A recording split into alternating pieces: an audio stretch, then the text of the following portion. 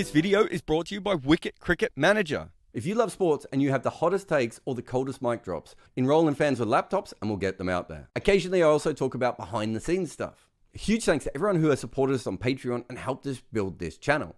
Join our Patreon community and unlock exclusive benefits. Enjoy AMAs, live calls with me, and connect with fellow cricket enthusiasts on Discord. Hello and welcome to episode 49 of the Uncovered podcast. I'm Behram Kazi. You can find me at DefMango on Twitter. And with me, of course, as always, is Jared Kimber. You can find him absolutely everywhere.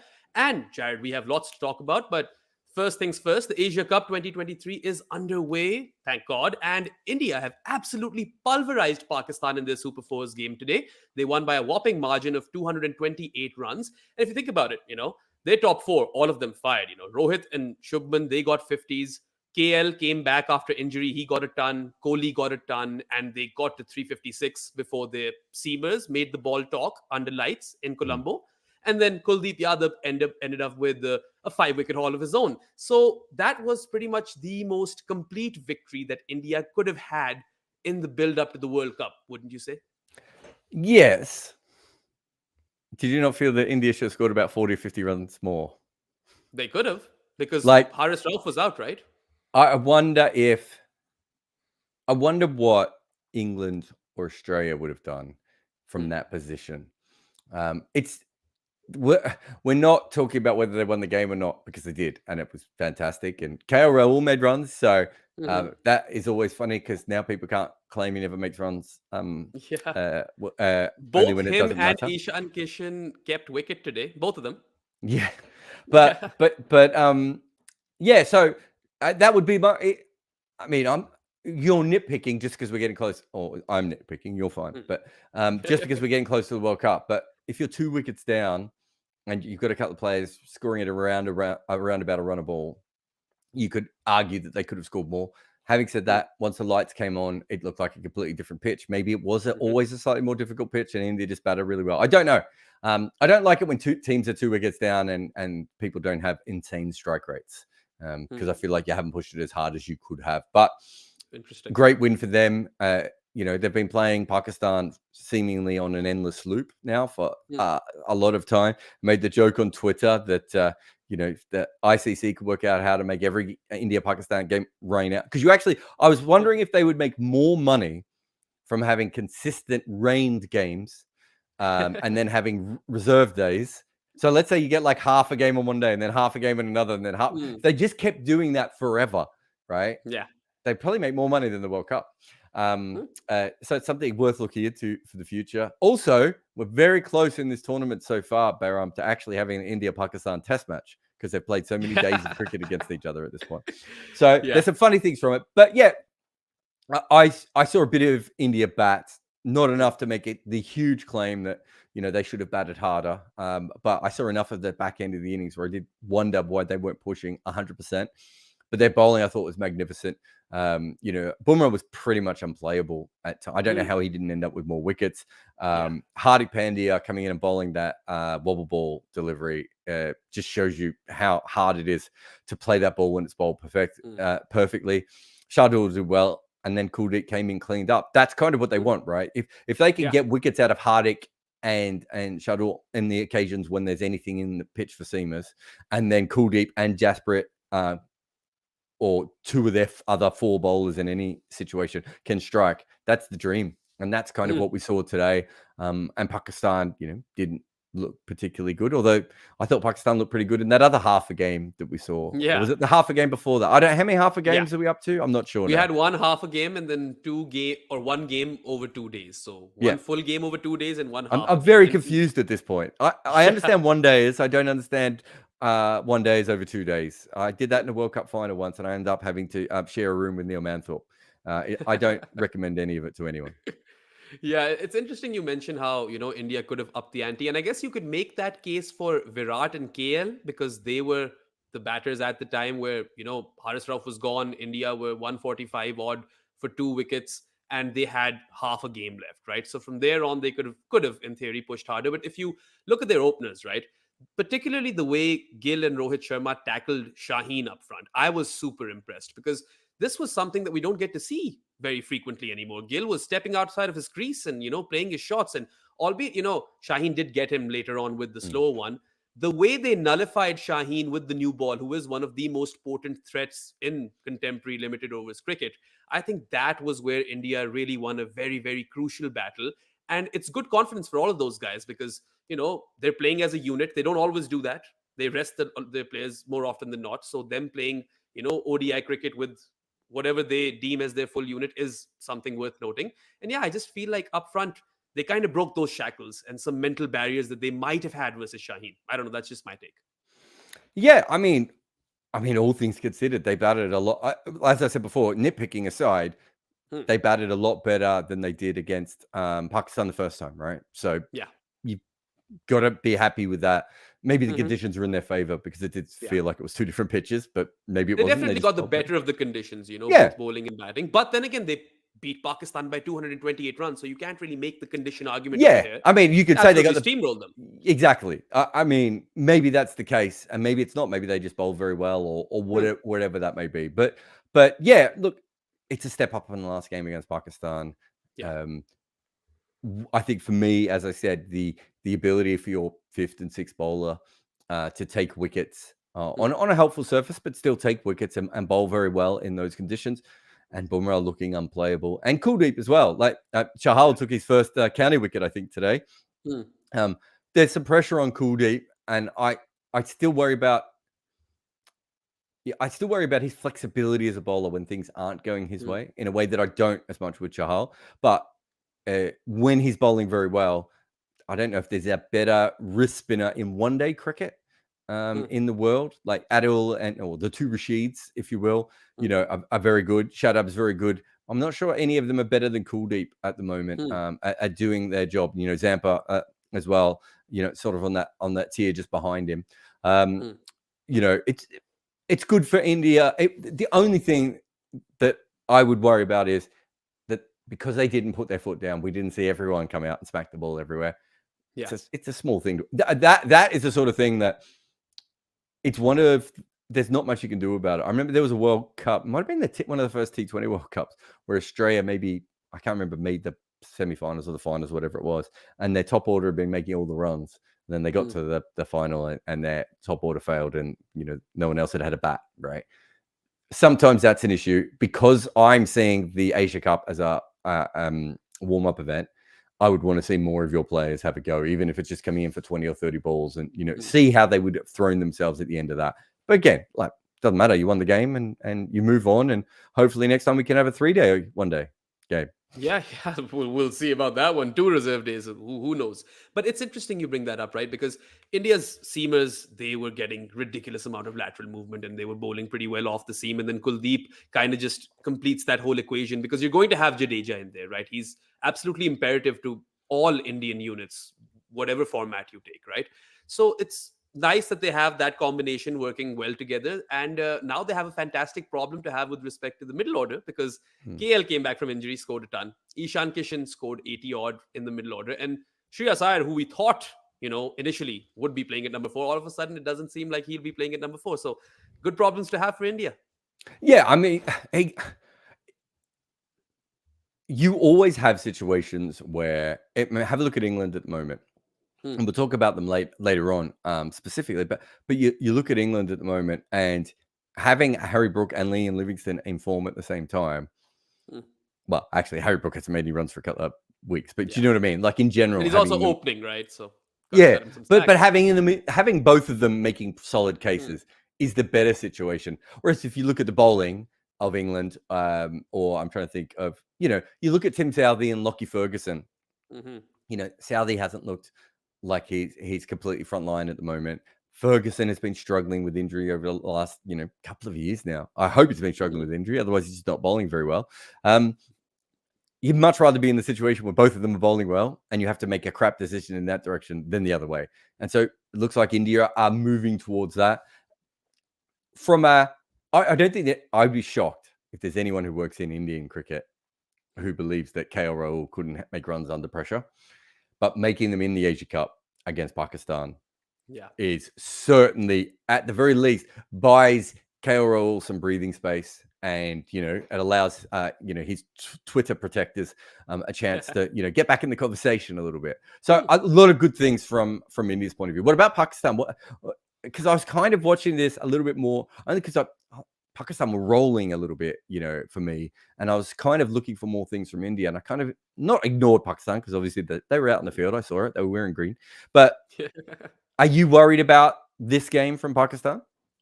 I'm not worried from a holistic perspective because look, they've been winning a lot and everyone's allowed that one bad game. And of course, when things go south versus India, they tend to go extremely south and they completely fold early on in the game. We've seen this time and again. We saw it in the 2019 World Cup as well. I think Babar, maybe in hindsight, definitely should have, batted first because Pakistan seamers under those, conditions under lights would have been far more potent.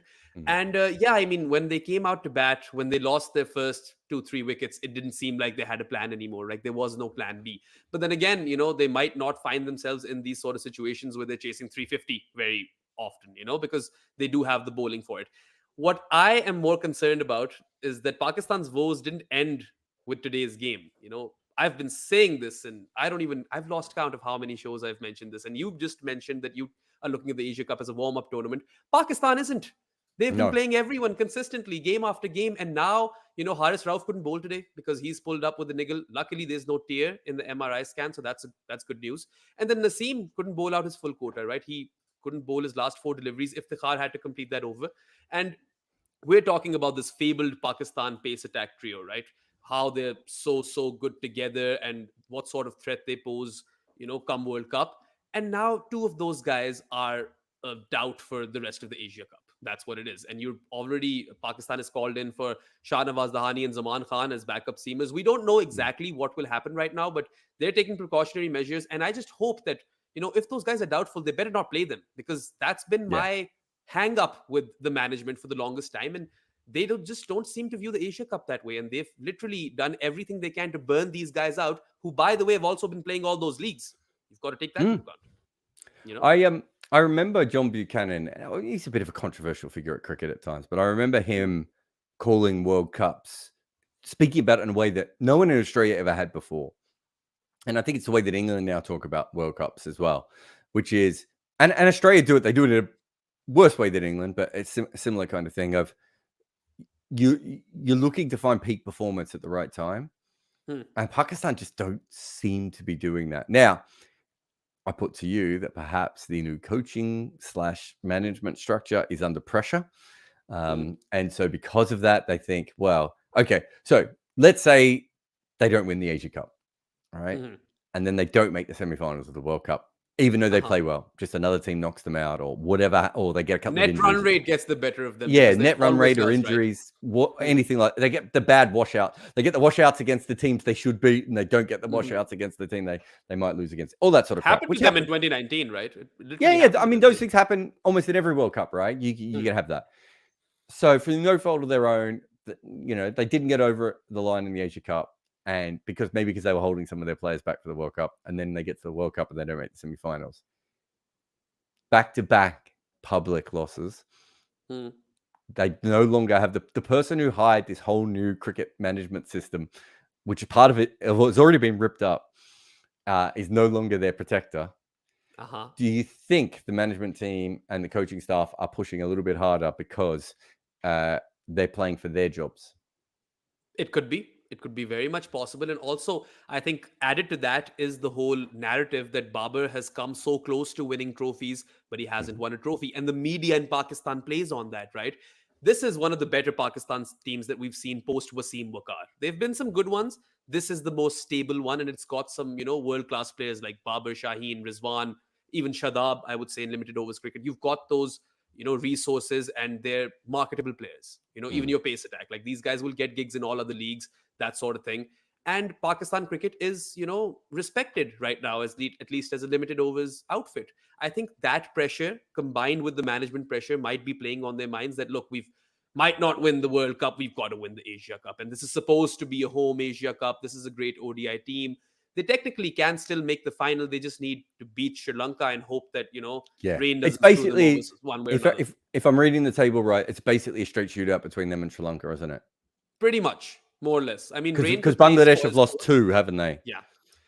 But there could be some complications, and it could go to net run rate if certain games are washed out. So that Wow. could still play a part. That's a fair point. We may not have any more games. Exactly, because there are torrential rains in Colombo. But my basic worry, the biggest worry for Pakistan, is that they rely heavily on their pace battery. You saw it against Bangladesh. It was a flat deck in Lahore, and they rolled them over for 192. That was an elite pace bowling performance, because even that Bangladeshi team, you can argue that there is a bit of gulf in quality with Pakistan and Bangladesh. They're not bad. No. They're That's more good than too. capable of getting 300, right? They did that versus Afghanistan. So those are my worries, that you don't want to burn out or injure your pacers, and you clearly, losing that workload management game. So yeah, that is a bit of an issue, a big one for me. But coming to the torrential rains, of course, we had the venue chaos initially. We were talking about that in the previous one. This time we had the reserve day chaos, because India, or well, ACC, I guess, and the PCB announced that there will be a reserve day just for India and Pakistan. And that, of course, caused a lot of uproar on social media. I was even calling them out, and I was even calling Pakistanis out, because when this sort of stuff happens to Pakistan, they're the first ones to speak. But when they're benefiting from it, it's fine then, then you shouldn't be speaking up when the BCCI is asking for a certain amount of the revenue share from the ICC, right? That certain percentage. It's just hypocrisy for me at that point. And this whole reserve day venue chaos and everything, we've had these scheduling issues in the Asia Cup. They didn't move it to Palekele. We're still having these games in Colombo, and the World Cup scheduling chaos. It puts a sour taste in the mouth. And I think at this point, Jared, I'm comfortable with renaming or rebranding the Asia Cup as the Jasia Cup. That's what I want to do. It's the most sacrosanct thing in sport should be who you play, right? It should be drawn out of a hat. It should be done on rankings. It should be done this sort of way. Cricket, for a very long time, has gerrymandered it so that India and Pakistan have to play each other, even as we've seen at times when it hasn't worked out particularly well for the ICC. Australia and England usually play each other in the early rounds of the World Cup. Again, another profitable game. I'm sure there have been assurances given to TV companies over this sort of thing. I've been writing about it for years, right? And no one gives a shit. Clearly, Jared, even the Sri Lankan and Bangladesh boards don't give a shit, because they tweeted in support of the reserve day. Yeah, with almost an identical tweet. That was interesting. Yeah. I want great work from the PR person who wrote that for them. But the point being that, like, I think it was Vikram, the Indian cricket comedian. I've been on his podcast before. He did a very good skit about it, where he was talking about that essentially the Asia Cup exists because India and Pakistan can't play each other. So they come up with an idea of how to play each other. We'll call it the Asia Cup. He's right. It's kind of all it is. And, the World Cup would exist without it. But the Asia Cup wouldn't exist without India-Pakistan, right? Doesn't mean the World Cup isn't better because we have India-Pakistan games. But Pakistan playing against India is is the reason that the Asia Cup exists. It doesn't exist for Hong Kong and Nepal, right? Like we know why it exists. And Hong Kong and Nepal only get that, exposure so that India and Pakistan can get an easy game and play each other again. Yeah, exactly. It's actually there to gerrymander a separate competition, but a separate game between them all. And look, this is the problem with cricket, that so many of these things only exist for that reason. And cricket is the second most Googled sport in the world. The IPL is an incredibly important event. The World Cup, both the World Cups, incredibly important event.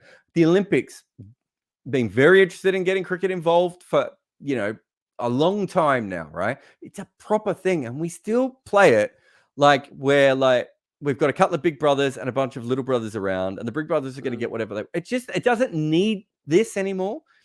And the fact that the facade completely dropped by the reserve days, just like at that point, just fucking play each other, right? Yeah. Because that's all you're doing. If the BCCI were literally willing to go, no, we're so desperate to play them, right, that we're going to have a reserve day, because the BCCI is the one in the power here, right? They easily could have said, no, if it rains, it rains, right? It wasn't just Pakistan who wanted this. Everyone wanted this on both sides because it does matter to them. If you're the BCCI, it matters to you from a sponsorship point of view. It matters to you from a promoting the World Cup kind of view. All these different things matter, and it's the I don't want to say hypocrisy, because that's wrong, because it's always been there. But it's just that cricket should matter, and it should be planned correctly, and it should be run correctly. And every time we see something like this, it's like, what is even the point anymore? Right? Yeah. This would be like the NBA having, it wouldn't be Golden State, the Lakers and the Celtics, right? In two different conferences. And it's like every year they play each other 8 times on a weekend in prime time. And yet they only play the other teams in their conference 4 times each. It would be silly. And it's not that the NBA won't slip extra games and make sure that they're playing on Christmas Day and all those sorts of things, because they will. But they don't go to this level, because this is when you actually take the piss out of the contest. And that is what this decision did. And I don't give a shit about the Asia Cup, right? You now know why I don't give a shit about it, if you didn't before, right? But I know so many people who follow cricket in Asia, and even a few outside, but really cricket in Asia, absolutely love this thing. And I just think that they were just embarrassed, right? To have their love turned on them a little bit. And that, for me, if the Asia Cup is going to matter, it needs to be done properly. If you had reserve days for everything, I get that. You say you have reserve days for everything, and then what they should have done is just made the other players play in the rain, and not use those reserve days, right? Or have 2 games on the one day. I still don't understand why we can't have more of that in cricket. Anyway, True. I just think it was embarrassing for all those people, because I think when was the first major Asia Cup? When did it become a bit of a 80s. thing? Probably. Yeah. 80s. But not then. No one cared then. When did it become a bit of a thing? Was it about 10, 12 years ago, maybe? No, early 2000s. I remember following it as a kid. 2004, Shoaib Malik hit a 140 odd score versus India. Yes. That's one of my happy memories, right? So that means that there's a generation and a half of Asian cricket fans who've grown up thinking this matters. And they've been embarrassed a little bit by the brazenness and the nonsense of this. And look, as someone who, I could give you 1,000 stories of this in cricket, right? Over and over and over again. And you know that. But most fans don't know all that sort of stuff, right? And they don't understand it. And I just think they were made to look a little bit silly. The people who really are like, no, Asia Cup's great. It's going to be our Euros. Yeah. You're not going to have England playing Germany. It was a draw. We'll play again tomorrow so that someone has a result. Come on. Yeah, it was all too blatant this time around. We all know that this sort of stuff exists, or at least the educated fan knows. But just like you said, it was so brazen, and they were just in your face and, okay, we're doing this. And then the other boards are tweeting. It was kind of, a circus at that point. Anyway, one final point on the Asia Cup. We cannot not talk about this. The Afghanistan analyst blunder. And that analyst was supposedly Karachi Kings analyst in the previous PSL, which obviously does not make for great reading. Kind of makes you wonder why Karachi Kings have been so terrible. But what's interesting is that once, it was done, and the Afghanistan players didn't know that they still had a shot at winning. Jonathan Trott even came and said that they weren't communicated, and that the match referee said the cutoff is 37.1. Now, Jared, you've worked as an analyst. Isn't it the analyst's job to cross-reference everything and make sure that at least he or she has all of those permutations at hand, so that his team or her team is well informed towards what they can do to qualify? Yes. I mean, so I think it was Scotland. We had a similar situation when net run rate was going to come in. I tried to find out if there was an official person that was available, and I felt like there wasn't. And so I had to make a net run rate calculator myself, and I made it in a way. It's a bit tricky because overs are 6 balls. And so I literally had to contact the ICC and work out specifically how they made their net rate calculations based on the amount of balls in an over, right? So it's, you got recurring numbers, and also that's how full on I took it. I talked about this on Wagon Wheel as well. Laurie Colliver years ago gave me the Duckworth-Lewis method, or Duckworth-Stein or whatever it is now. So I could use that as well when I needed to, even though that is given to you by the ICC. I want it in front of my computer at all times, available to. I don't want a piece of paper that can blow away. I don't want some cricketer dropping a bunch of coffee on it. I want it available to me. That is what you should be doing. I don't want to slam off this analyst because I don't know the full story. Yeah. But it was really interesting that Jonathan Trott was like, no one gave us that information. It would never have occurred to me. Like, even if I'd been given the information, I would have double checked it. I probably would have triple checked it. And I probably would have gone with my numbers once they were double or triple checked over the ICC's numbers. Or I would have gone and said, my number says this, your number says this. One of us has made a mistake here. Yeah. Look, it was bad. It was embarrassing. And it's the sort of mistake that should happen before you have analysts. But the other important thing to say here, Bayram, is that it's very hard to be a one-person analyst in modern cricket because that person was probably logging video as well. There was probably multiple jobs that they were doing. The other thing that I would say is that umpires make mistakes, administrators make mistakes, players make mistakes, coaches make mistakes. This isn't the first mistake that an analyst has ever made with a cricket team. It will not be the last mistake that an analyst has ever made with a cricket team. It just happened to be that this one was, at a clutch moment and cost them, that situation. But we both know that these things happen and will continue to happen. This one just happened to be a little bit more public, right? Which is, it is what it is. And it's embarrassing. And hopefully, they learn from it. And Jonathan Trott should learn from it as well. Yeah. Do your own numbers. Just do your own numbers. And I mean, the analyst, of course, I see what element you're bringing into this. Of course, he too is human and is allowed to make a mistake, and that's fine. But tell me, was there an analyst with South Africa in 2003 in the World Cup when, incidentally, Sri Lanka benefited of the same thing, back then as well? No teams had analysts back then. We have seen this a bit before as well. That's obviously a really famous one, but it has happened at other times. But no, they didn't have analysts then. So the first analyst, we had some video people, but I wouldn't say they were doing proper analysis from that, especially for that's something you have to work out. At the very least, you need to understand Excel or, a calculator. The 2003 was before we had that sort of stuff. But yeah, these things have happened before, and they'll happen again. And they'll happen when one day there'll be like 8 analysts and someone will make a mistake and, it won't be double checked and all that sort of stuff. And, I made mistakes as an analyst all the time. Here's a really good one of mine. It's such a weird story, but the nets in the UAE, they had one little hole in one of the nets. And I was there with the Scottish team and someone drilled a drive and it went under the net and smashed me in the ankle. Right. And I was in the middle of sending all my stuff, to the bowlers and the batters and to the team. And I pressed send, got smashed in the ankle, probably shut my laptop down, had to get the physio to come and look to see if I hadn't really hurt myself. Ankle blew up, had a big bruise and everything on it, couldn't walk properly for the next few hours. I didn't realize that when you sent stuff on WhatsApp on your computer, that next time you opened your computer, if you hadn't sent it, it didn't send through. At that stage, it might have changed now, I don't know. So I thought I'd sent all this video footage of our opposition to the team.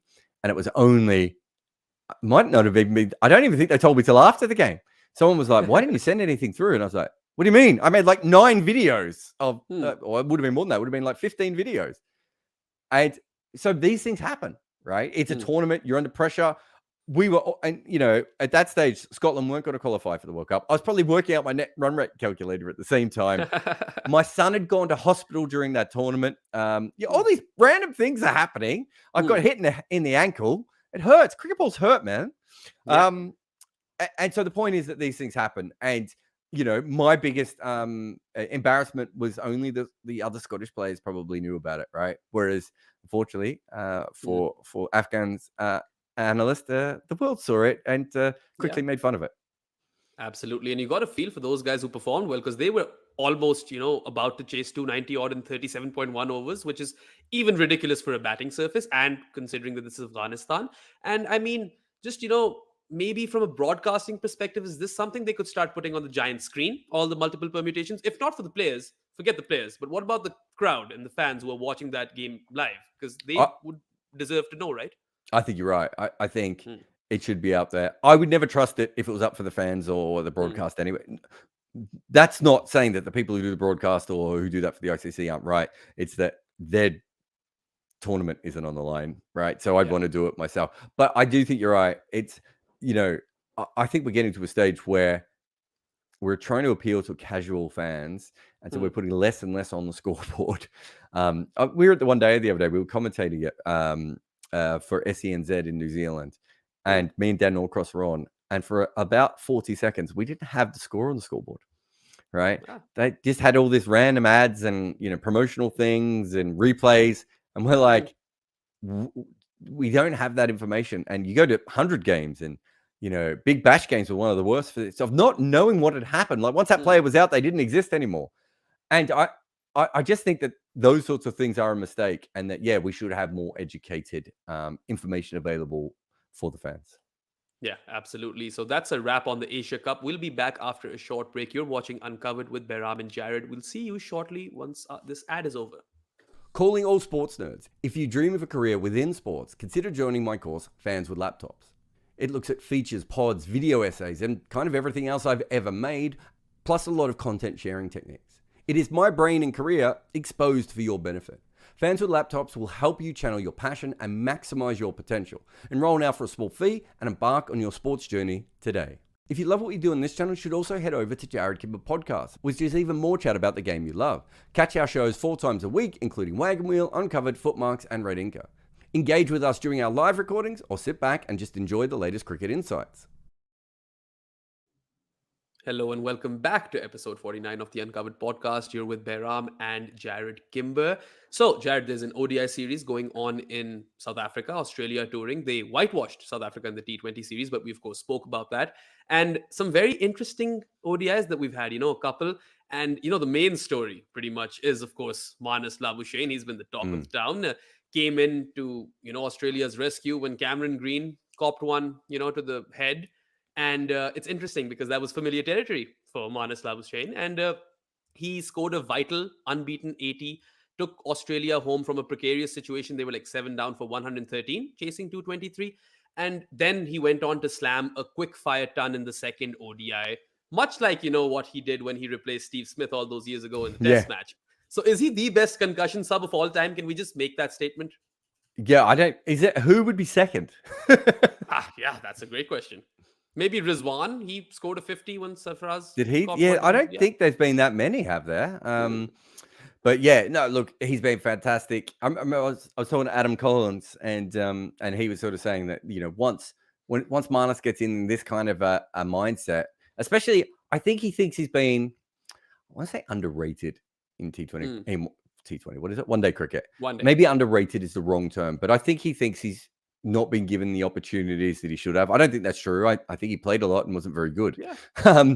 But he does think he's got something to prove in that. I think he had a very good year. Might have been the first year of COVID, where, he averages around 40 at a decent strike rate. And then the following year, he really did struggle a bit.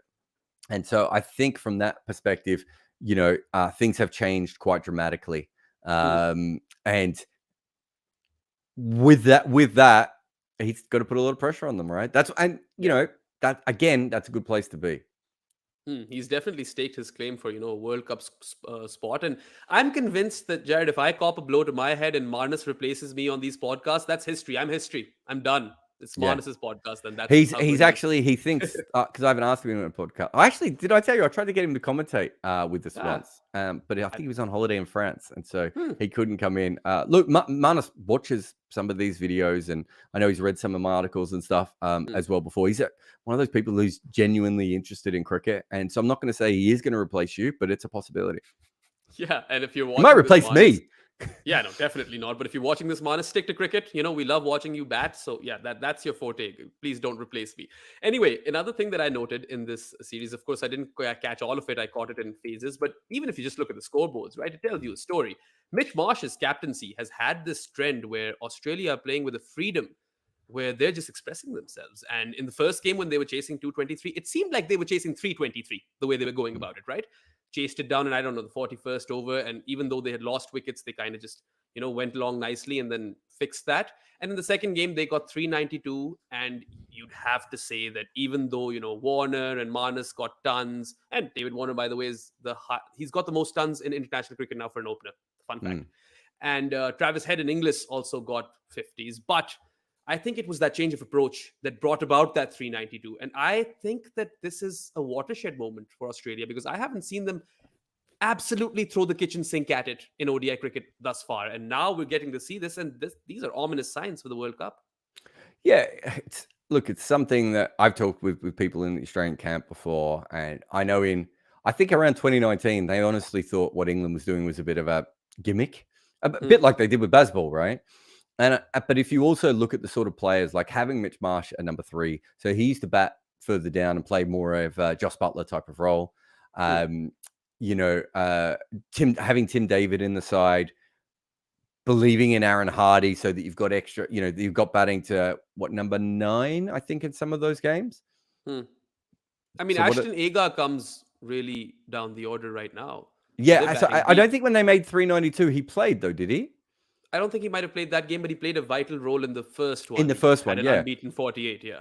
So they're clearly experimenting with these longer batting lineups, and that allows you to go harder, right? And I think we know that there's talent there.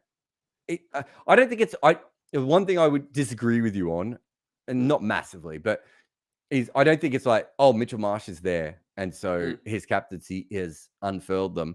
I think this is what they want to do, and they currently have a team where. So if you look at, I just want to go. I'm trying to find that scorecard. Yeah. So the one where they made the 233, right, where they chased 233 down in whatever. What did you say? It was 40 overs. 40 right? overs or something. Yeah, they're 40.2 overs. Yeah. So Warner opens with Head. You've got Mitchell Marsh. And so Head and Mitchell Marsh in your top 3, you've probably got between 4 and 6 overs of part-time bowling. At number 4, you've got Cameron Green. So let's add another 4. So you now have 10 overs available to you, in that top 4. And if Glenn Maxwell was playing, again, they would have more overs in that, right? True. Marcus Stoinis then comes in at 6 or 7. I think he might have come in at 7 in that game. Again, a little bit more flexibility when it comes to bowling. Right. Then they had Sean Abbott, who can hit them a little bit. And then they had Ashton Agar, who can hit them a little bit. And then the other game, Aaron Hardy comes in at 9. Right. I'm not expecting Aaron Hardy to do that in a World Cup game or anything right now. But that flexibility is what they're looking for. And that's England. Right. After laughing at England when England changed their white ball cricket, they're now copying them. And I think that's the thing that I've taken out of this. The only other thing I would add is, you would have to say, and they're playing in South Africa and they don't have a full team and all this sort of disclaimers. Right at the moment, even with what India's just done, I would say that Australia look like the most informed team in one-day cricket. I don't think that matters as much because not everyone's playing. Australia's changing their lineup. England's changing their lineup. New Zealand's changing their lineup. Asia Cup's a whole different kettle of fish, all these different things. But right at the moment, do they not look like the team that is most likely to win? And it's really interesting because they have done it without, I don't think Cummins or Stark. Steve Smith. Yeah. Steve Smith's a really interesting one because the way they're currently where does playing, he fit in this now? You would have to argue that he shouldn't be in this side, But the point is that they look really, really good and they look really, really confident. Whether they're going to play like this in the World Cup would be my question to you, because I'm not going to have Sean Abbott and Aaron Hardy in the side at that stage. But I do think they're going to try and steal overs through Stoinis, Maxwell, Mitch Marsh, Travis Head, etc. Whoever ends up in the squad and whoever ends up in the team, that sort of combination. And then they're going to attack as hard as they can with the bat. And then with the ball, hope that their 2 or 3 main frontline bowlers can do the majority of the damage there. They've given themselves options, right? Agar, if they can move Agar to number 8, with Green, I've got Green before. Green's the other one I meant. Yeah. They've got all those different people that they can give overs to. And if they score 400 in games, how many other teams can do that even against Australians part-timers, right? Knowing that you've got Mitch Marsh and Pat Cummins and Josh Hazlewood and, Zampa, whichever combination of those they go with, And the scoreboard pressure just on its own. That's what I mean. Just pure, and that's what England did.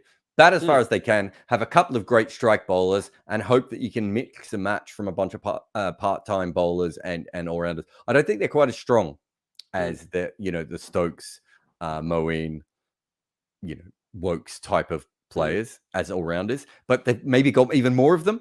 And so, I like this. This is the kind of thing that I really enjoy is, watching a team sort of unfurl in this way.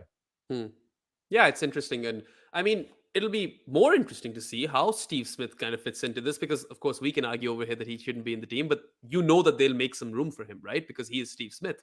And then, when you have players like Stark and Cummins, sure, they are also boosting your bowling stocks, but they can hit a long ball as well. So I think the thing is still maintained in that Well, Australian lineup. imagine they had um, Zampa at 11, Hmm. Stark at 10, Cummins at 9, Agar at 8, right? Yeah. And then they just, as I said, mix and match the rest. It's Hmm. risky, but that is a team that you would say, well, it can hit to number 10, right? And they can send Cummins out to hit at the death, and they can maybe send Stark up the order to hit some spinners if he wants to, if there's the right kind of spinners on for him. Like, there's some real flexibility in that. Because they have so many all-rounders. What I think before, they often tried to do this with just Stoinis and Maxwell. But Stoinis, Maxwell, Head, Green, and suddenly a Marsh. Suddenly you're just like, well, now there's some fun here. Who knows? I mean, I don't know where to put them at the moment. I don't know where. I've been doing my power list. I'm trying to work out which tiers teams should go in, and you could argue to me that Australia should be in tier 2, and you should argue that they should be the favorite. And I don't know what's right at the moment. They definitely are mentality monsters, right? Because they've had that history of I winning like a lot. that. So You should get that on a t-shirt. Mentality monster. Yeah, sure.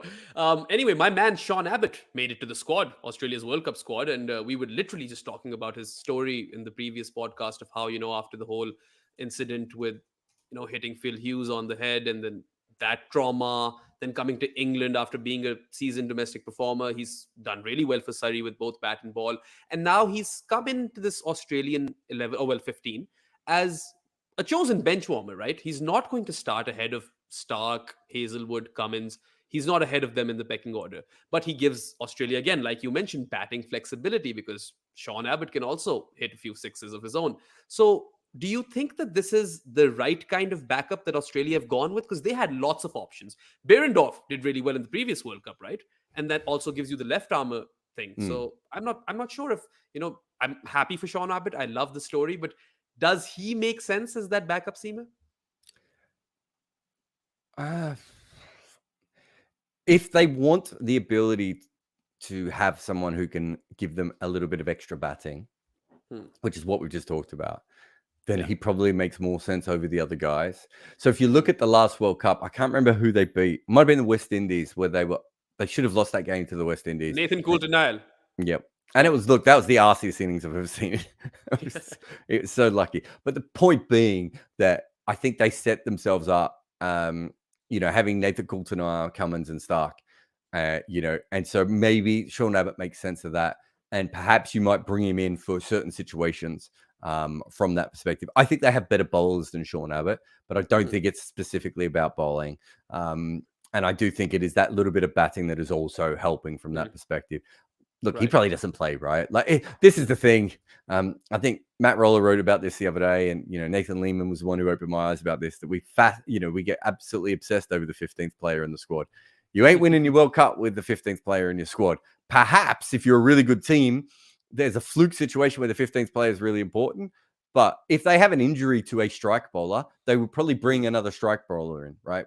And so Abbott is not really there for strike bowling capability. Well, not that he can't take wickets, but he's not there for that kind of role. He's literally there that if they want to suddenly throw in a lineup where he bats at 10, right? Then they have the ability to be able to do that. And then they've got batting all the way to 10, as we said before. Maybe Stark bats 11 in that side, and you're off to the races, right? Yeah, no, and another very, very crucial component of this ODI team that Australia has assembled, and this guy just always falls under the radar, is Adam Zampa. You were talking about, the leggies that world cricket has on offer, particularly in this World Cup, and you're talking about tiers. I think I would just go on and put Adam Zampa in tier 2, because, of course, he's not like a tier 1 leggy, but he picked up a 4 in the second ODI. He has, 136 wickets in 81 ODIs at 28 apiece? Yeah, I think he's got a much better record than Adil Rashid, doesn't he? Yeah, I mean, an average of 28 for a leggy, and you've got a good wicket-taking rate. That's amazing. I mean, I just think that Australia, in this World Cup might be depending on him more than maybe the other guys, because if he can get through those 10 overs and grab you a couple of wickets and, doesn't go for a lot of runs, that could be the difference. Yeah, look, I've always thought he's a pretty good bowler in India specifically. He's had some up and down figures in the IPL, but I think he's been better than he has been bad majority of the time. I think he's much more suited to Indian conditions than Adil Rashid is. Hmm. He's just not the kind of leggy that Australia wants. They would prefer to have Adil Rashid. They'd rather have someone who, gives it a bit of a rip. And Zampa doesn't really bowl like that. He skids it through a little bit more. He's not exactly what they want. Look, I think Zampa's a really clever cricketer. He's done really well for himself, and he could be really, really important if they have someone in him that can regularly take wickets. If they can find 3 bowlers that can regularly take wickets this World Cup with a long batting lineup, that makes them such a dangerous team. If that batting lineup works and those guys can take, a couple of wickets each a game, put so much pressure on everyone else. And I really, I don't think you can. That's the one thing I would say is just batting to number 8 or number 9 even is in itself doesn't mean anything. You want the combination of scoring fast runs and taking wickets, because the other team's going to be going really, really hard. I think Zampa does that. And, the fact that he averages 4 better than Adil Rashid with half the fanfare, just, I've always found that a little bit baffling. But look, I think he's a really good bowler, and, Agar will get his chance again as well. The only issue that Australia have is they both spin the ball in the same direction, but, Maxwell and Head can spin it the other way. So there's really good flexibility in that squad. I think that's what I like about it. It's a very flexible squad. A lot of diversity and versatility as well, if you really think about it that way. And the last time Zorbi played in an Asian World Cup, Australia won it. And he wasn't really a prime wicket taker, but, he was very, very frugal and just got you that wicket at the right time. So I'm actually expecting big things from Zampa. Just before we end this segment, I want to talk about a South African, because we haven't really spoken of them at all. But Temba Bavuma, he scored a ton in the first game, carried his bat, and you could argue carried South Africa as well, because without him, they would have never gotten to 223 or however many they got. And here's the interesting one, Jared. In 28 ODIs, Temba Bavuma has 500s, and he's got 1,310 runs at an average of nearly 57. I find this extremely ridiculous, because you talked about fanfare and Zampa not having the same kind of fanfare. Temba gets shat on, from all corners. And this guy has got a phenomenal record, and I think he might even be one of the more important players for South Africa come World Cup. There's 2 cricketers in the world that I think have been misused the most, and it's Dawid Malan and Temba Bavuma. They both, to me, profile like one-day players, and yet both of them were thrown into the other formats. I mean, to be fair to Malan, he made a good fist of it, but, the international stuff flattered him a little bit. And Temba, trying to make him into a T20 player and not try him in one-day cricket made absolutely no sense. He's made him the T20 captain. That's what they did. Oh, he was made. I said this in 2018 or 2019. I might have even seen him make runs in the one-day team. I might have been commentating some games out in South Africa. And I was saying at the time, I don't get it, guys. You guys had a perfect one-day cricketer here. He's a brilliant fielder. He's a brilliant strike manipulator. He's a brilliant runner between wickets. And he's got a beautiful one-day tempo. Why on earth are you trying to make him into a test player and a T20 player? It's such a bizarre way of thinking about things. And I think they've missed a lot of good years with Temba Bavuma. And he fits their game plan. I mean, that innings the other day was special in a different way because no one else made any runs. But the way that they play, Temba is perfect for that new style of South African one-day batting. And it's amazing to me that they haven't played him more. I think the World Cup will be really interesting for him to see if he can keep that going. Because I would argue he hasn't played enough one-day cricket in his career for not just as in, I think he should have played more. But I would rather him be more experienced coming into that World Cup. But he's so experienced in so many other ways, maybe that doesn't matter as much. Yeah, I mean, he has been playing international cricket for a while, and maybe that 28 ODI experience might not look like a lot, but he's been around for long enough to kind of understand the rigors of the international circuit. Anyway, before we take a break, we have some super chats over here. There's one about what will it take for cricket? Would you like me to put it on the screen? Yes, go for it. I, for some reason, can't do that. So Reddit RCB channel asks, what would it take for cricket to overtake rugby in terms of popularity in South Africa? Money. So I mean, I think rugby has a big advantage over cricket in that 1995 victory in the World Cup. Nelson Mandela getting on. And Nelson Mandela was a huge cricket fan, by the way. So he would have got involved with that as well. But they had a World Cup at home. They won it. South Africa didn't win the World Cup in cricket at that same time. Rugby has been much better at getting non-white people involved and making it less clunky all the way through the game. That again hasn't been the case for cricket. We still I think when cricket gets, and I'm not a rugby expert, Reddit RCB channel, so I can't answer all this perfectly, but it feels like from top to bottom, South African rugby was much better at integrating the entire country and making the entire country feel part of it. Now, how much of that was 1995 they win a World Cup and Nelson Mandela's there and Matt Damon's in the movie, right? Like, I'm not arguing that those things, maybe that's the difference. Maybe if South Africa wins the 2003 World Cup, beats Australia in the final as the 747 jets do the flyover the stadium and everything's very different then. I don't know. Right. What I do know is that South Africa made an absolute mess of integration and, bringing players on, and, what they've managed to do within cricket just hasn't been as good as what rugby has managed to do. The only other thing I would say is that, so cricket's problem in South Africa isn't just race. I don't know even if you know this, Bayram, but it's not just race, because cricket in South Africa was a white English sport. Right. Whereas the Afrikaners and the English played rugby. So you even got a division there. Right. And so Hansi Cronje is incredibly important for South African cricket, despite the fact that, match fixing and the whole thing. Yeah. I was watching that documentary on him on Netflix, and he was huge. He was like their Michael Jordan. Because he was an Afrikaner. And he was friends with Mandela as well. But you take that away. It's the important thing. The important thing is that he represented a part of cricket that had not existed before again, right? And there still isn't. It's happening more and more now. But technically, the white Afrikaner population had gone towards rugby, and so again, you had this other division within cricket that didn't make as much sense. If you go back and have a look at the original names of the South African cricketers, they just sound like the English team, right? I mean, they basically, half of them were English at times, right? Yeah. And half some of the English players were South Africans as well. There was such a, interchanging of those two teams that at that still point. Happens. Yeah, so but even more boys right now. Yeah, even more so back then. So, you had that situation. So cricket is coming from a disadvantaged position from a non-white background, but it's also coming from a split position of the white bracket.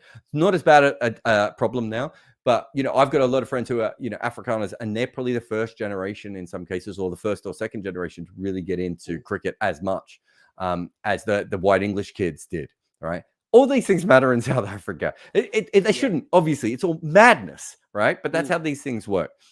I think South Africa would have to fix the integration problems and then do that. But also the SA20 would have to be a huge thing. I would say that I went to a one-day game in Joburg in 2019. In fact, Temba may have made runs. That might have been one of the games he made runs in. It was the most diverse crowd. There were so many young people there, so many women there, so many people from multi-ethnic backgrounds. And I've never been in a cricket crowd that was so diverse as that one in every way. And so that needs to keep happening, and there needs to be money in the sport, and there needs to be everything else. And, I don't know if it will ever be bigger than rugby. It may not be, right? It's not bigger than rugby in New Zealand. Yeah. There are certainly, cricket countries where rugby is bigger than cricket, and maybe that will continue in South Africa. It doesn't have to be bigger, but it does have to solve a lot of the problems. And look, it's tough for South African cricket. They've kind of sold themselves to the IPL. Do they become a feeder league? Does it become exciting at home? I don't know. It's a really interesting one. Yeah. Gautam, there's another one. Yeah. Gautam just sent money. Just click the one below it, because I think he initially sent money, and then that's a very good I'll read point. This out Thank for you.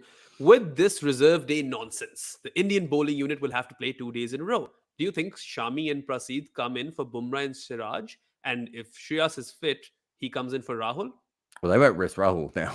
I mean, unless he's dropped. He certainly won't be coming in for the rest. I would certainly not bowl my frontline bowlers 2 days in a row this close to a World Cup, unless one of them was desperate. Bumrah just says, just trust me, body's feeling great. I'm not in the red zone. I've got really good rhythm. I'd just like to, bowl for one more day. But I definitely wouldn't. I'd be saying to them, we're going to rest you until they are very, very upset. And then I would still be arguing with them why we were going to rest them. but yeah, it's I mean, that's what I was more surprised at.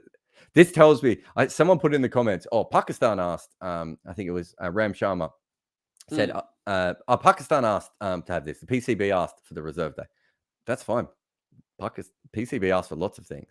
That's not why we have the reserve day. We have the reserve day because India specifically agreed to it.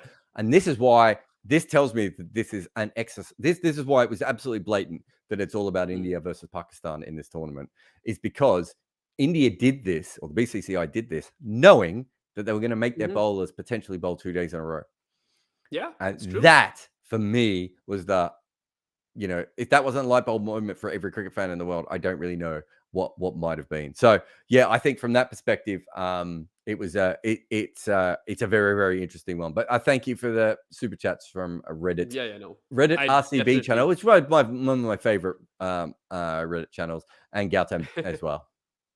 Thanks, Gotham and Reddit RCB. And just to that similar point, I agree, of course, that the seamers should be rested. But KL Rahul scored this 1-6 versus Shadab, where he came down the track and used his wrists. Just based on that 6 alone, I would just play KL Rahul for the next few games, because I think that's the sort of, batting prowess that can win you things. But yeah, anyway, we're well over time and have lots of stuff to talk about. So we're going to take a break. You're watching the Uncovered podcast with Behram and Jared, and we'll catch you shortly after this.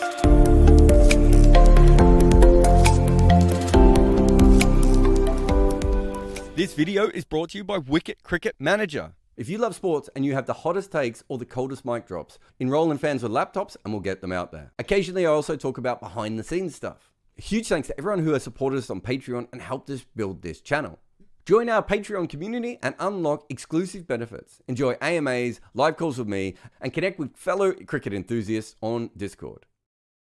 Welcome back to Uncovered. This is Behram with Jared, and the England-New Zealand ODI series also kicked off. That one is, of course, still not won by any of the teams yet, and we're still in contention because it's 1-1. And it's interesting because in the first game, England got to 290 odd. You were like, okay, a lot of guys got scores, but they didn't end up with 300. And you thought that, they would give it a better fight. But New Zealand absolutely steamrolled England and won by 8 wickets and chased the target down in the 46th over. Both Devon Conway and Daryl Mitchell, two guys who have been absolute unsung heroes of New Zealand cricket, and they've been, on a roll since the last couple of years. And you look at all New Zealand scorecards or games that I've also watched personally when they toured Pakistan, these two guys, Conway and Mitchell, they have been delivering the goods for so long now, consistently. And Mitchell in England in particular, whatever format it may be, Test cricket, ODI cricket, whatever, the ease with which they chased it down. Jared, I believe you were at the game as well. That certainly puts them in good stead. Yeah, I think England had a really poor game. I know they ended up with almost 300, but Liam Livingstone probably saved them.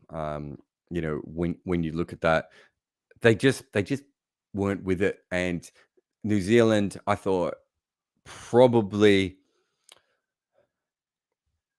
that New Zealand sort of stuffed with their bowling lineup a little bit. I think if New Zealand had a slightly better bowling lineup, that game would have been over well earlier. And then, as you said, Mitchell and Conway came out. I thought they batted exceptionally. Just the ability to score a boundary so regularly, but just milk the field as well. They really looked at, a step apart from even the England batters at that stage. And then the very next game, New Zealand should have won that second game. They were completely on top of England. Yeah. And that game, I needed to see that game from England, because the game before, I was really disappointed with the way they went about their batting.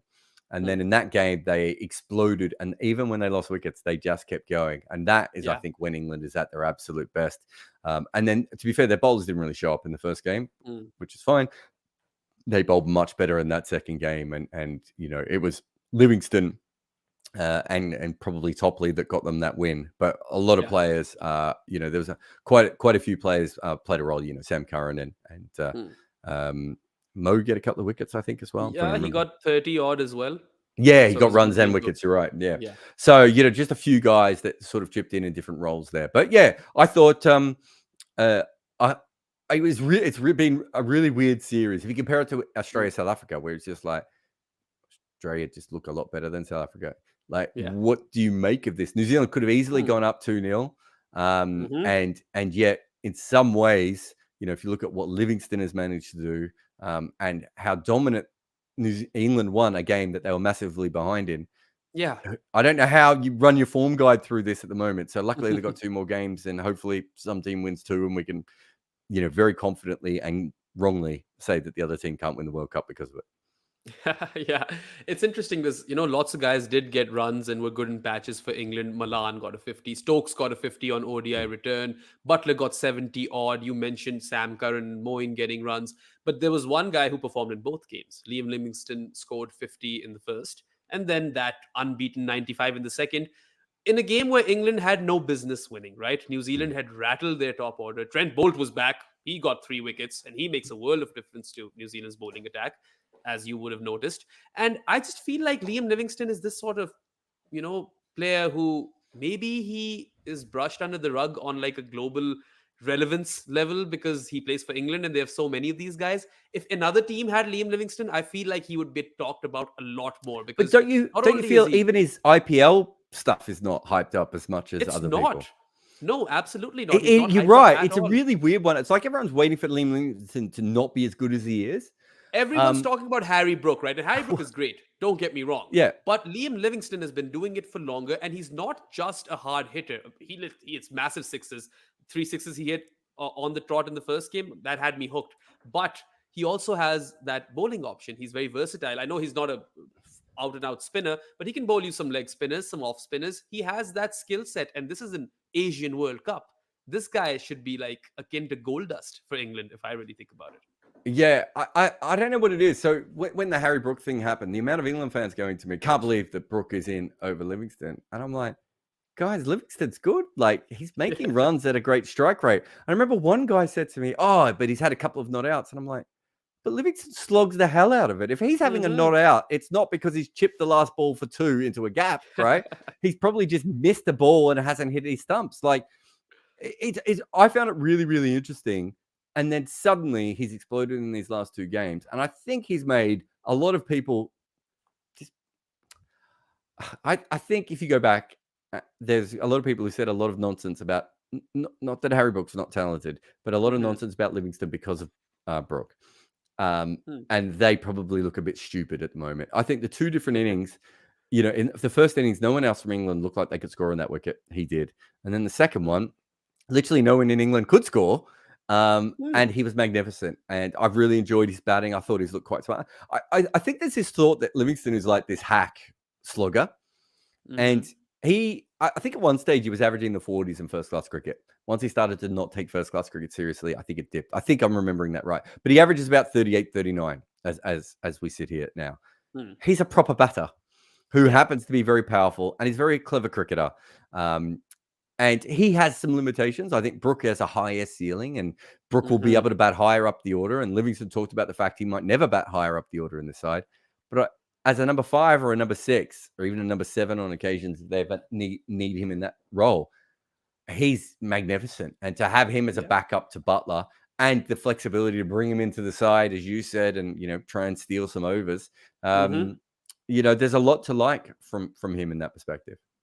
Yeah, and I think he's an absolute powerhouse. And when he hits them, I mean, I know it's a very cliche sort of statement, but they stay hit. That's just how massive he hits the ball. And those sixes were huge.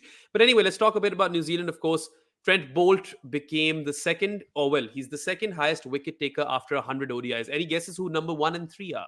I know you know this for sure. In one day? Most wickets. Yeah, most wickets after 100 ODIs. Trent Bolt is at number 2. Who's at 1 and 3? You have to know this. Stark? That's number 1. Number 3 after 100. Wacker. Saklan. Close. Oh, yeah. I wouldn't have put a spinner in there actually. A spinner would have been further down. I thought Wacker, and then I think there's another.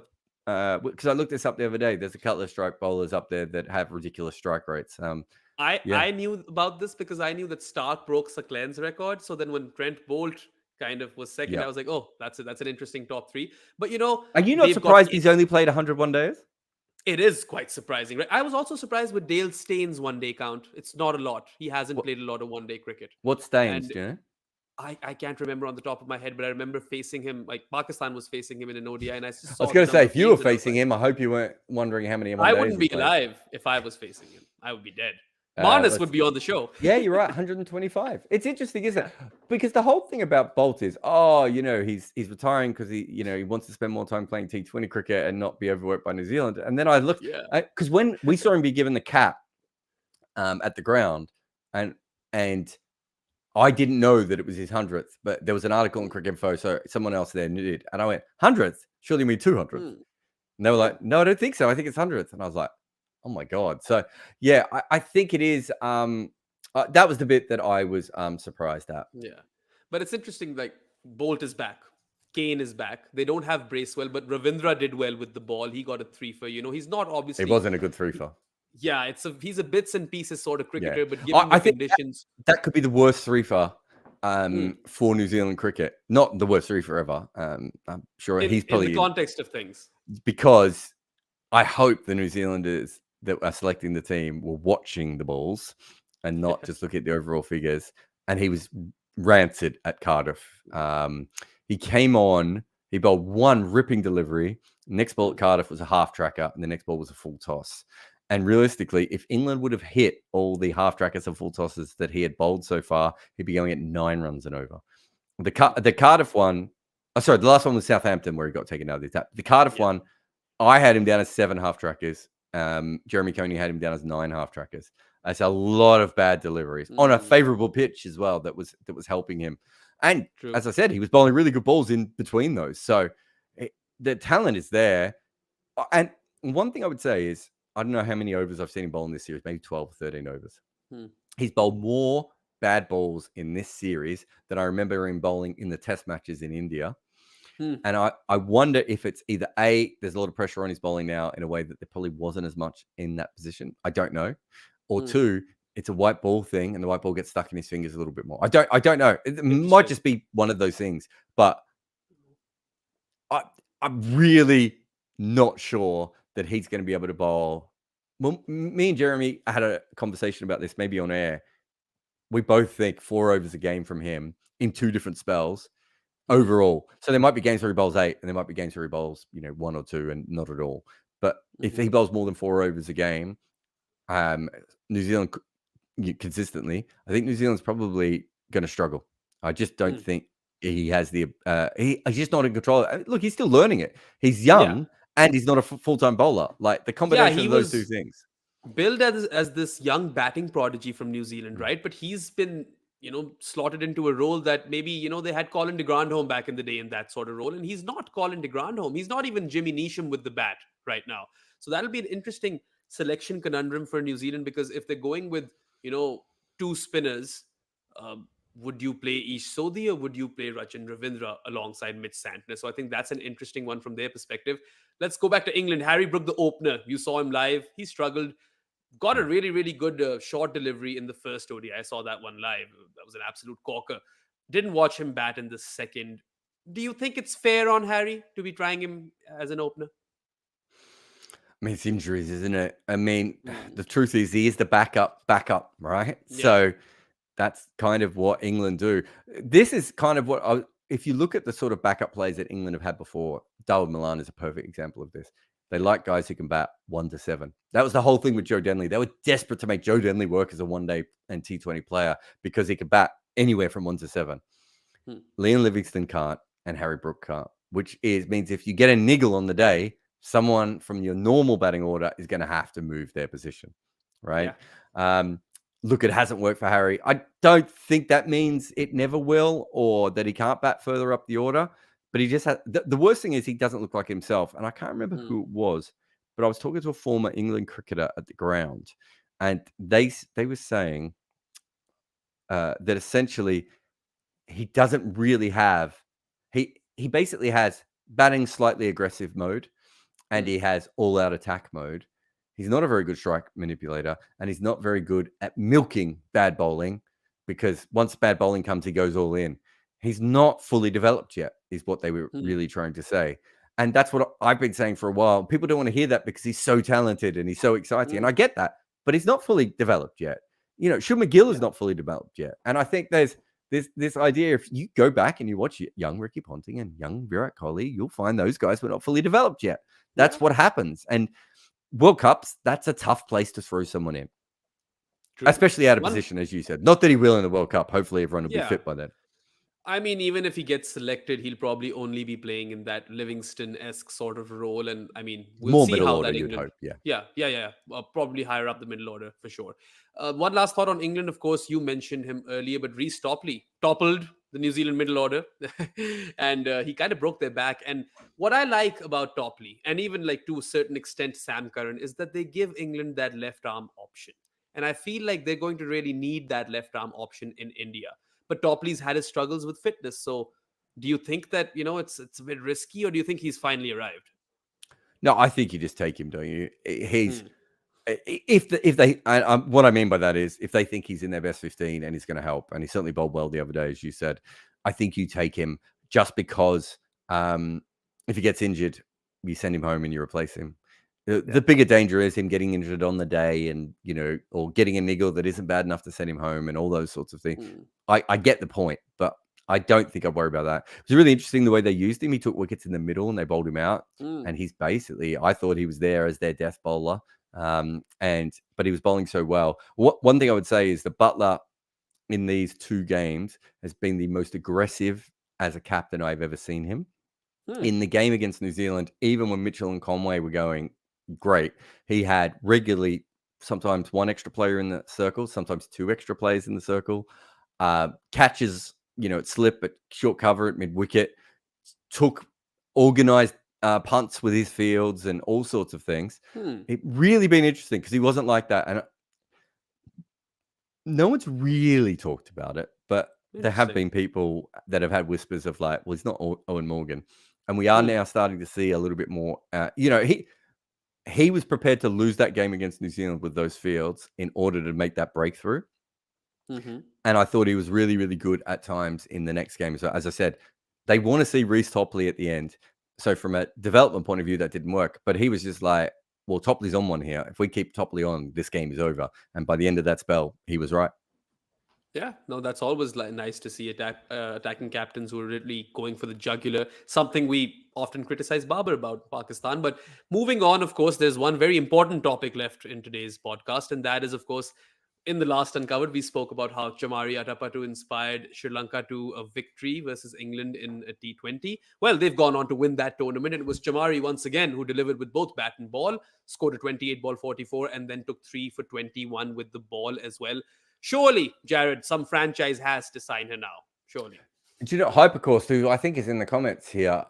Is he? He sent me a message the other day saying that Chamari's Big Bash record wasn't particularly good, and that Hypercourse was sort of saying that's why he thought that perhaps Chamari had not been picked up as much. But clearly, she's in a renaissance at the moment, and I expect her to be coming back. But what I know, it wasn't a full strength English team, but it was. I think it was a massive moment for women's cricket. It was actually it was a really interesting thing because it was on BBC, that game, and Sri Lanka just humped England all around. There was no atmosphere. The crowd were completely broken by it until I think England took a couple of late wickets, perhaps, and people thought, oh, maybe there's a comeback.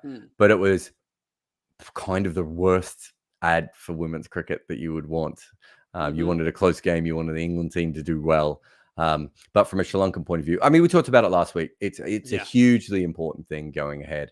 And I certainly think the more upsets we see in women's cricket, maybe even upset. I mean, this wasn't upset, but the more evenness we see in women's cricket, the better. And over the last few years, we have started to see more of it. And every time I keep pointing it out because that is the difference between the women's cricket that I started with and the women's cricket that we see now, which is you do have teams who have that ability. Just before we go there, we also have one super chat, which you might have missed. Oh, there we go. What's your assessment of Bangladesh's chances in the World Cup following the Asia Cup debacle? Nawar Naeem asks. Nawar. The problem here, Nawar, is that I don't give a shit about the Asia Cup. And I'm not treating the Asia Cup that much differently than I am New Zealand, England, or South Africa, Australia. And so I'm not suddenly going, well, New Zealand beat England, so I'm going to have New Zealand ranked above South Africa because Australia hadn't beaten them. So I think it's a concern because these are conditions that should favour Bangladesh. They haven't done particularly well, but I had seen them do well over a long enough period, and I think there's enough good cricketers there that I wouldn't write them off. I think I had them as their peak, and I haven't fully finished my tiers yet, but I think I had them as my peak of their best case scenario was fighting for a World Cup semi-final spot. I never had them as semi-finalists. The team's coming together. It's young. It's good. It's got a couple of good veterans around, but I think a lot of their better players are either young or inexperienced in some ways.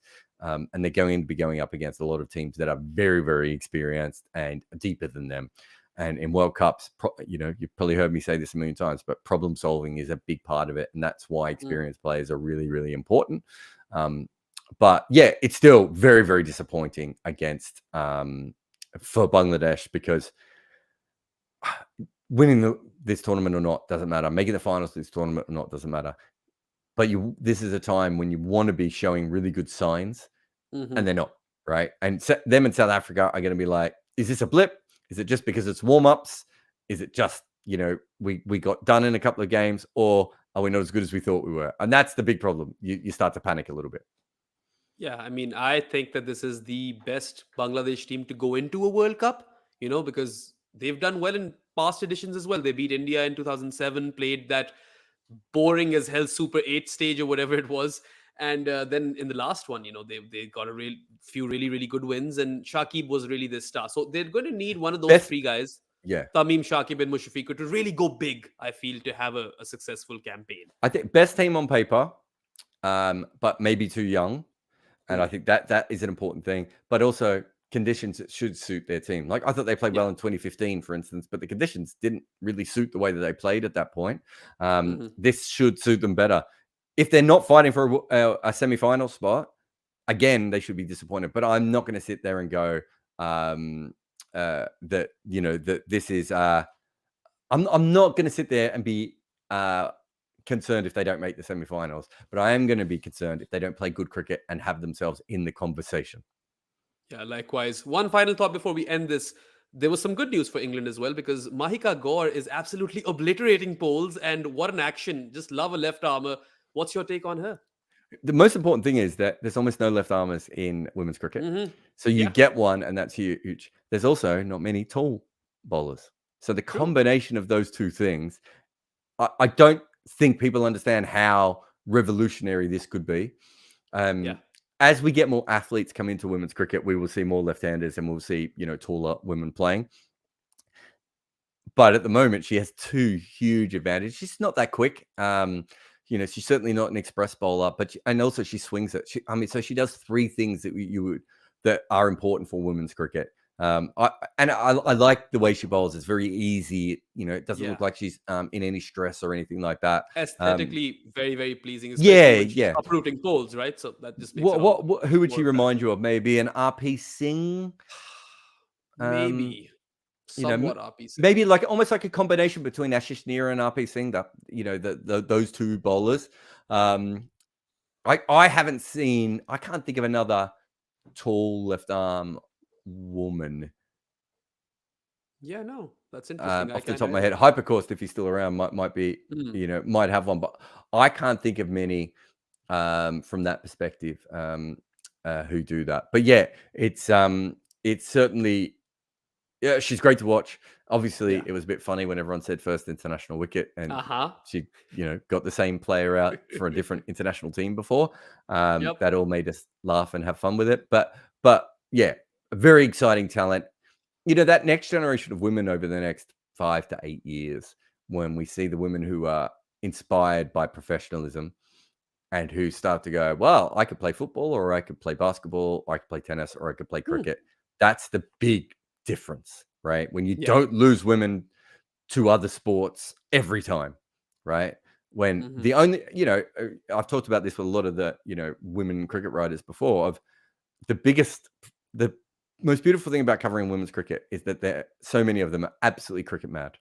And it's great because the men are not like that, right? The problem with that is that means they've all chosen cricket because of how much they love cricket. and they're not being chosen because they have freakish wrists or because they're 6'5" or because they bowl it. Do you know what I mean? They're not athletes who play cricket and who actually secretly hate the sport they play, you know. Whereas in the men's cricket, half of them would prefer to be, footballers, basketballers, golfers, right? And you don't get that as much with the women. I know it sounds stupid, but we kind of want that because we just want someone who's just incredibly talented, and that's why they've made it. And I'm not saying she might be obsessed with cricket. I don't know enough about her, but she looks like a good bowler, and that's a great start.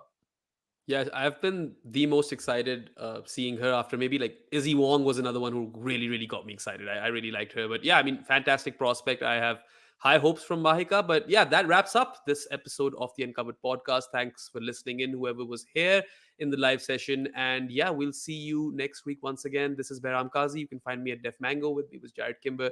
Thanks, everyone. We'll see you next week. Goodbye.